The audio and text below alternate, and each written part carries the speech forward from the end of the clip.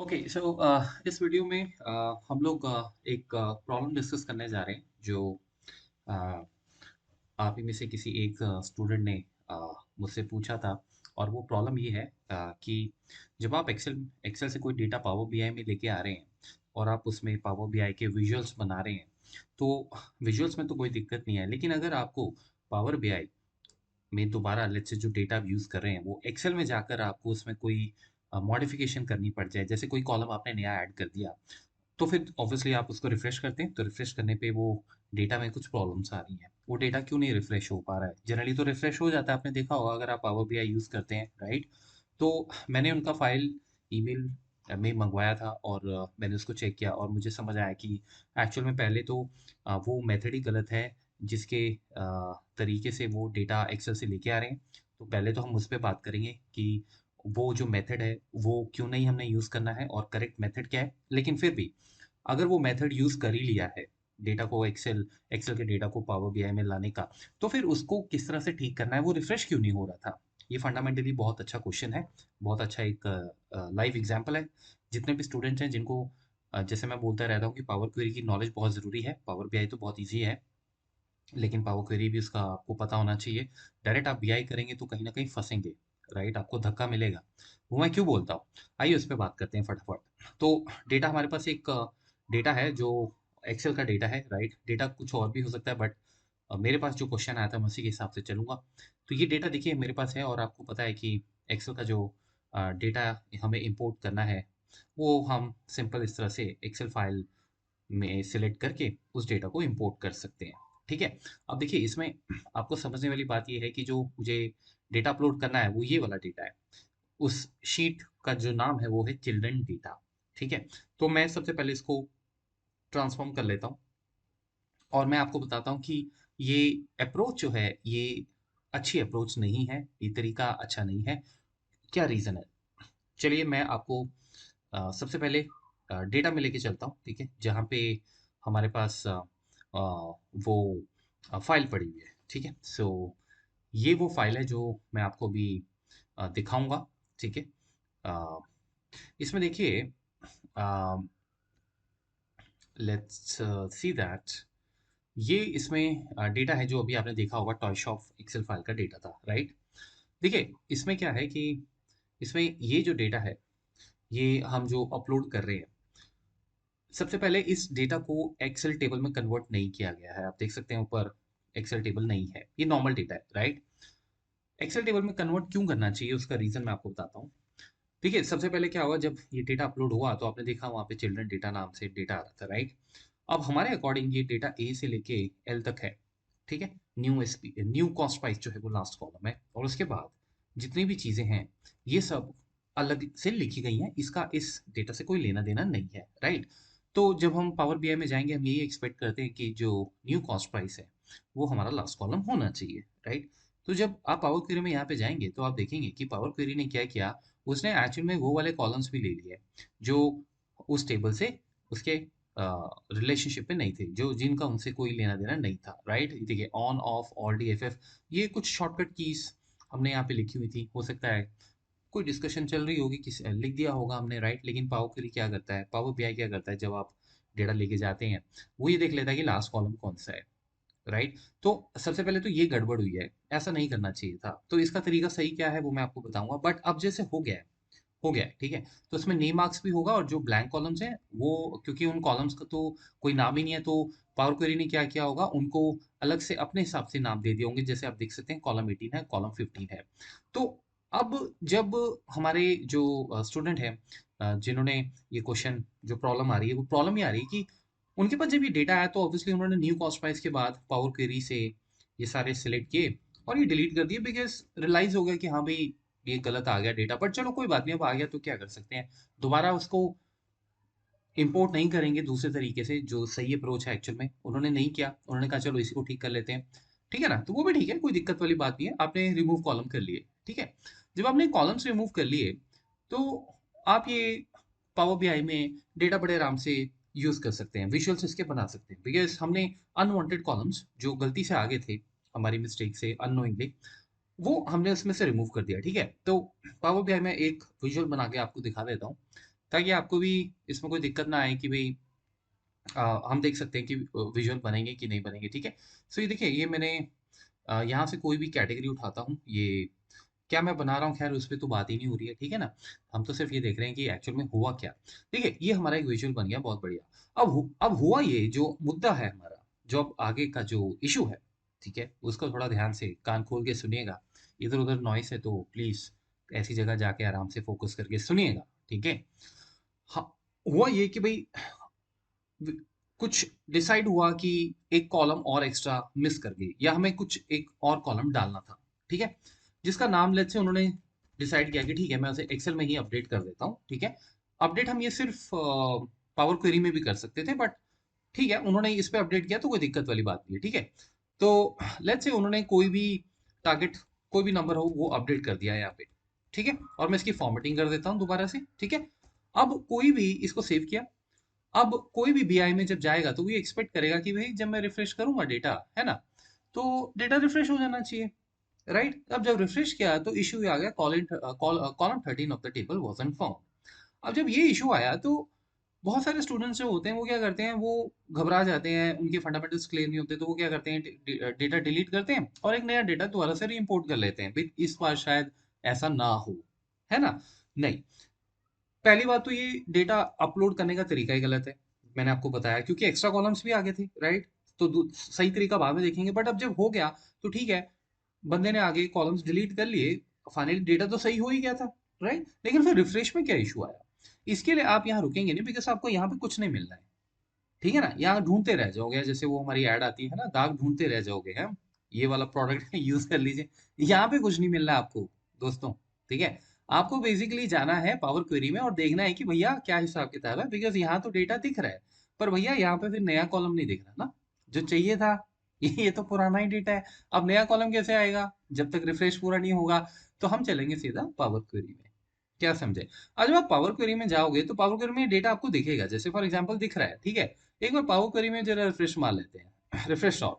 ये मेरे को एक्चुअल में प्रॉब्लम आ गई देखने को कि भाई कॉलम 13 टेबल का नहीं मिला। अभी कॉलम 13 क्या है, जिस आदमी को पावर क्वेरी के बेसिक्स आते हैं, ये वीडियो उसको बिल्कुल समझ आ जाएगा। अगर आपने पावर क्वेरी आज तक देखा ही नहीं है तो फिर दिक्कत आएगी, ठीक है। बट एनीवेज आइडिया लीजिए, मैं तो यही कहता हूँ, कुछ अगर आपको नहीं भी आता है और आप कोई चीज देख रहे हैं तो उसे एटलीस्ट एक आइडिया लीजिए कि क्या हो सकता है, ये क्या करता है, राइट।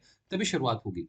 तो देखिए, अब इसमें क्या है, आप सबको मालूम होना चाहिए कि पावर क्वेरी स्टेप्स बनाता है, रिकॉर्डिंग चलती है मैक्रो, जैसे वीबीए में हमारे स्टेप्स होते हैं हम कभी भी वो स्टेप्स एग्जीक्यूट कर सकते हैं, राइट। पावर क्वेरी भी ऐसा ही है कि वो जो भी आप स्टेप्स करते हैं वो स्टेप्स को रिकॉर्ड कर देता है। तो जब भी आप डेटा इंपोर्ट करते हैं तो पावर क्वेरी क्या करता है, ये सारे स्टेप्स खुद बना देता है, और ये सिर्फ इस टेबल के लिए नहीं, किसी भी टेबल के लिए वो बना देगा। और हर स्टेप का वो नाम एक इस तरीके से देता है कि जिस नाम से हम ये चेक कर सकें कि हाँ यहाँ क्या हुआ होगा, राइट। अब जैसे ये है सोर्स, सोर्स में मतलब उसने सारा सोर्स इकट्ठा किया होगा, हमने तो सिर्फ इंपोर्ट किया था, राइट। ये पावर क्वेरी ने खुद ही किया है, ये उसका अपना इंटेलिजेंस है, उसका अपना इंजन है, सब करता है, हमें इसमें जाने की जरूरत नहीं है। बस उसमें आप ये देखिए, वो ये बता रहा है कि ये शीट है, ये टेबल है।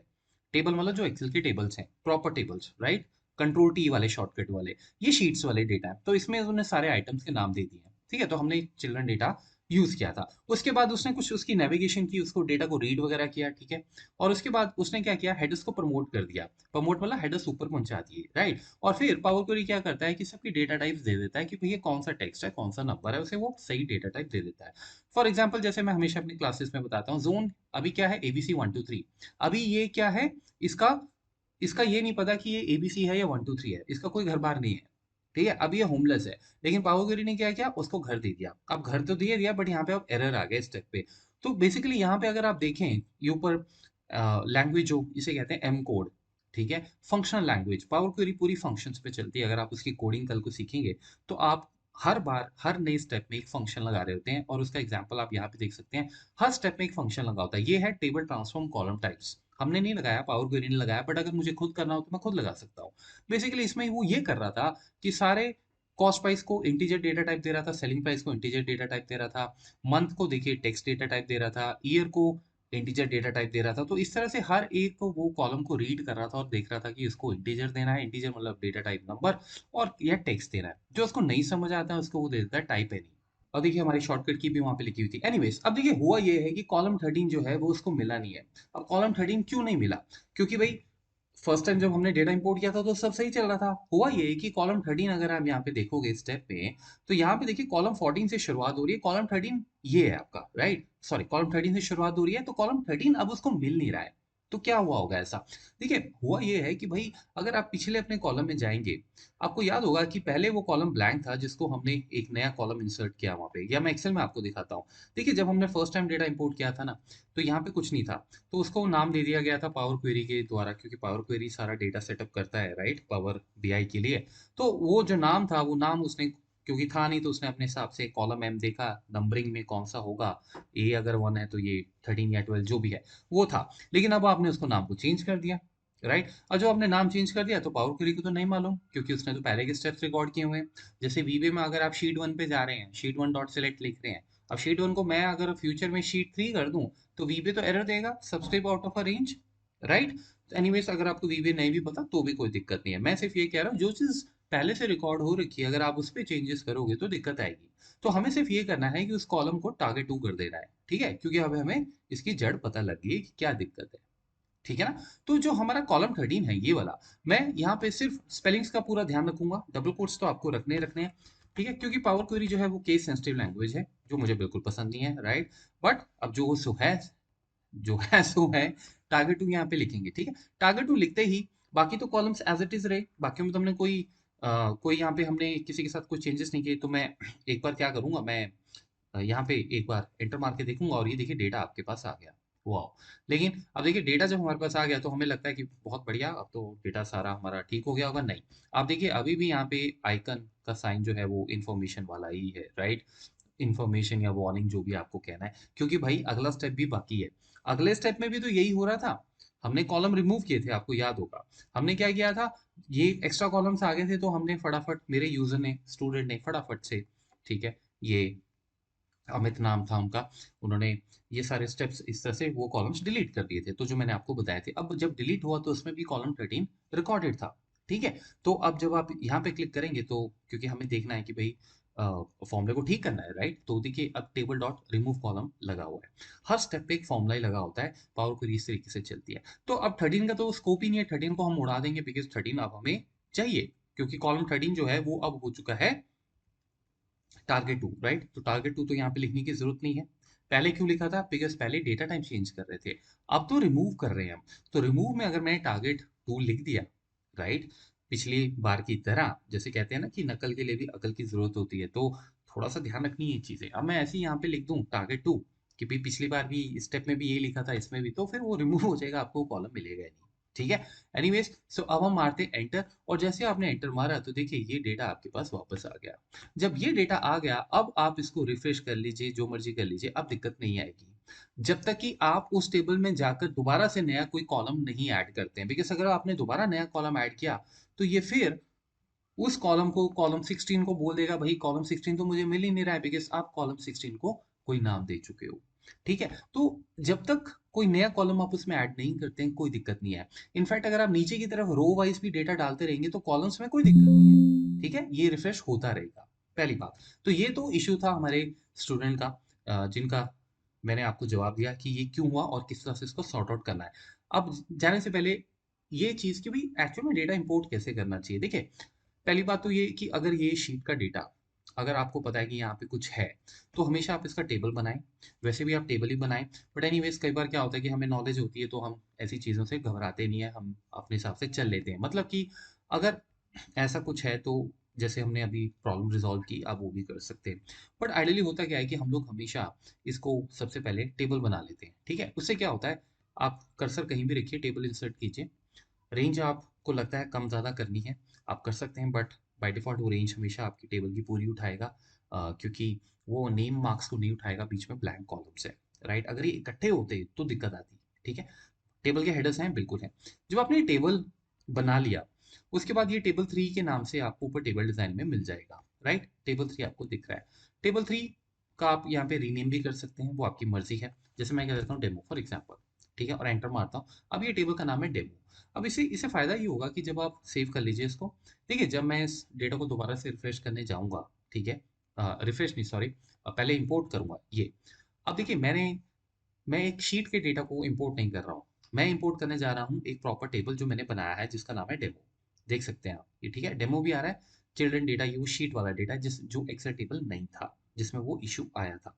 अब इसमें क्या है कि अगर आप इसको प्रीव्यू करेंगे, आप देखेंगे ये सिर्फ टारगेट 2 तक ही जा रहा है, राइट। अगर आप चिल्ड्रन डेटा में जाएंगे, चिल्ड्रन डेटा को आप देखिए, इसमें ये सब वो एक्स्ट्रा कॉलम्स आ गए हैं बिकॉज ये शीट पे उठ रहा है पूरा डेटा। तो जब आप टेबल्स बनाते हैं ना, तो टेबल्स स्पेसिफिक होते हैं कि भाई उनको कहाँ जाना है, राइट। उनको पता होता है उसका उसका एक बाउंड्री लिमिट आप सेट कर लेते हो। कंट्रोल जो इंसर्ट टेबल जब किया था, आपने देखा था एक पॉपअप आया था, राइट।